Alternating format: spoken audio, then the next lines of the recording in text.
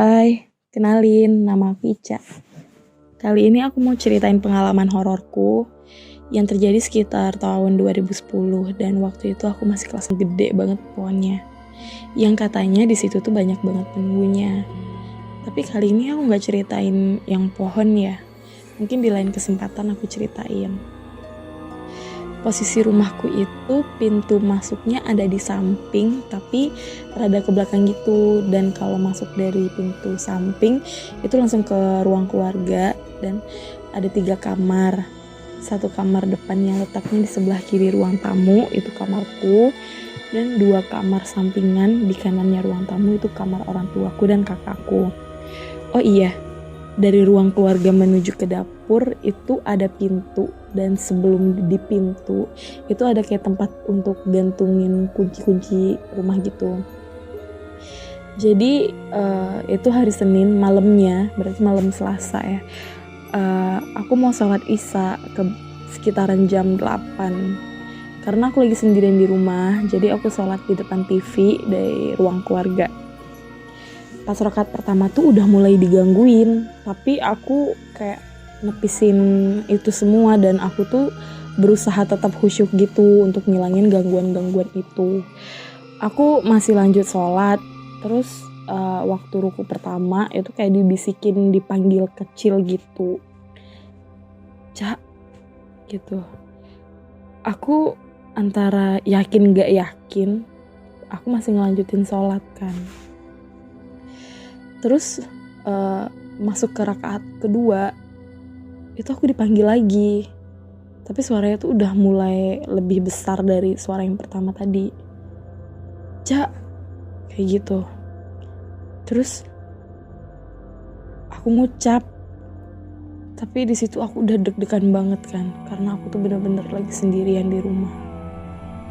Nah, akhirnya aku tuh kayak masih untuk ngelanjutin sholatku. Pas aku sujud itu tuh bener-bener kenceng banget dipanggil, Cak.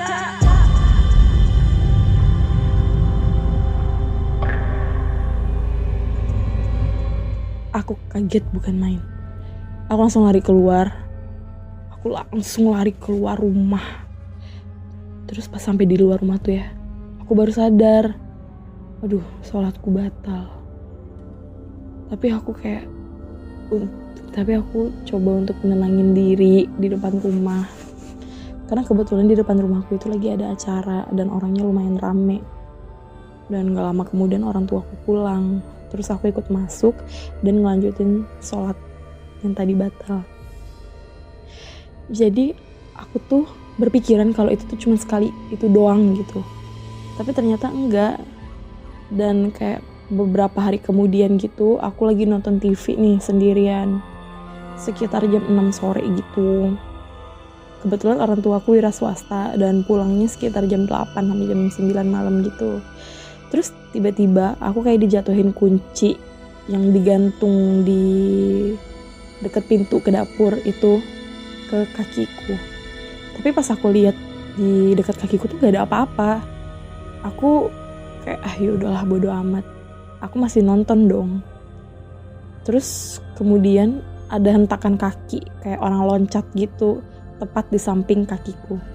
Jadi kayak orang loncat gitu kan, ada getaran gitu kan.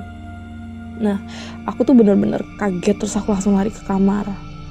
Terus pas aku mau tidur sekitar jam 10 malam, dan karena udah malam kan jadi aku mau tidur gitu. Nah, lemariku tuh ada yang ngetok. Aku mikirnya mah paling tikus. Terus kalau nggak tikus ya cicak gitu. Tapi kok nggak berhenti dan iramanya tuh selalu sama.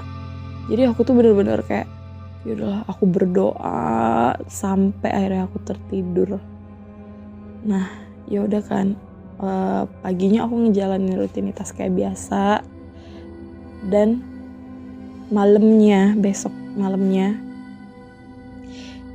itu kakakku nonton sekitar jam 9 malam gitu. Kemudian TV-nya dimatiin karena dia orangnya rada cuek gitu, jadi dinyalain lagi sama dia. Nah, Terus itu tuh pas udah dinyalain, dimatiin lagi. Dan oh iya FYI nih, TV-ku waktu itu belum kayak TV LCD sekarang ya.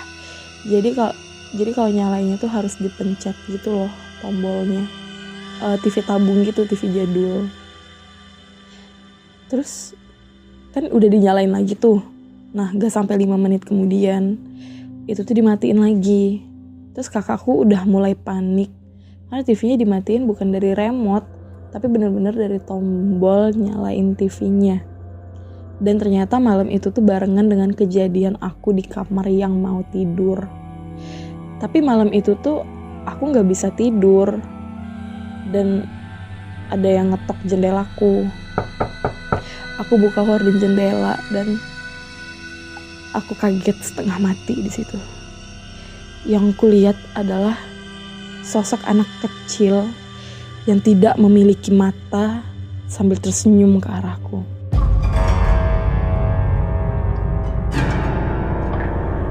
Kemudian aku teriak dan di situ aku langsung pingsan. Di pagi harinya aku terbangun, aku udah di kamar orang tuaku dan aku ceritain semua kejadian itu sama orang tuaku. Baik, sekian dulu ceritaku. Maaf kalau ada kata-kata yang kurang enak didengar.